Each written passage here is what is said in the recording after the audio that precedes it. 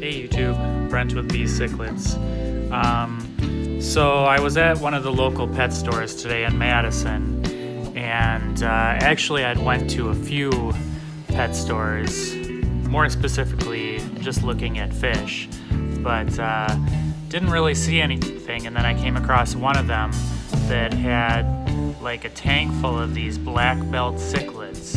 So I've had one in the past. I can't exactly remember what happened to him. I think he might have gotten a fungal infection, but haven't had much luck with fish when they get that, unfortunately.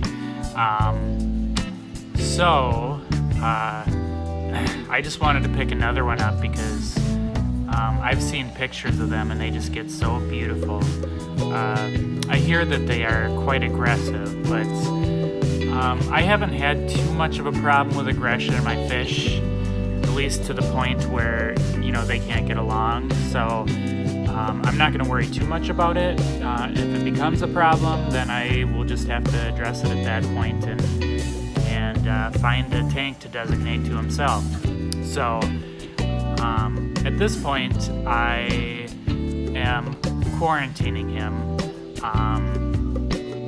Just want to make sure that, you know, before I put him with anybody else, of course, that he doesn't make anybody sick. So yeah, that's the story with him. I have not named him yet. I want to think of something kind of, you know, badass, something kind of aggressive to suit his nature.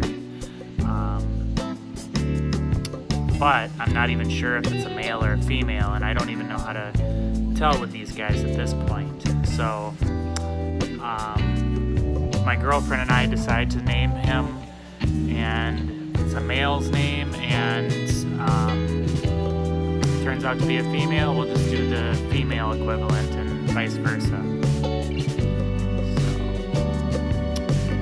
Yeah, the 40 was freed up after I had taken Jersey out, so that's what this guy is in right now.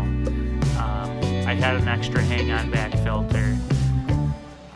I've got quite a few of these with all the curb acquisitions and kind of like used tanks that I've picked up, and I just end up getting extras and, you know, extra pumps and extra tubing and all that kind of stuff, so I can make a filter at any time. I just grab old seeded media from my other tanks and add it to this existing tank.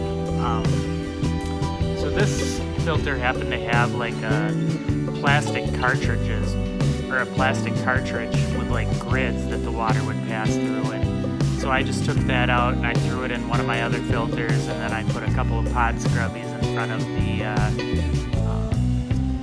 cartridge that holds the carbon. At some point, when that carbon cartridge goes bad, then I'll just junk it, and I don't really use carbon in any of my tanks, so yeah, I'll just probably just use some sort of finely knit polyester padding or mesh or something like that, and yeah. So, the new black belt.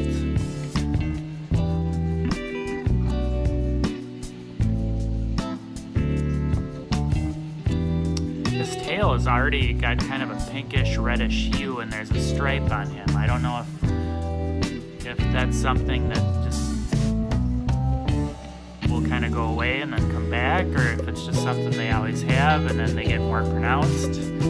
But yeah, I'm kind of excited to see the progression of growth, and that's part of why I like to get fish in their smaller stages. Not only is it less expensive, but you can see as they grow and develop. So I hope you like my black belt.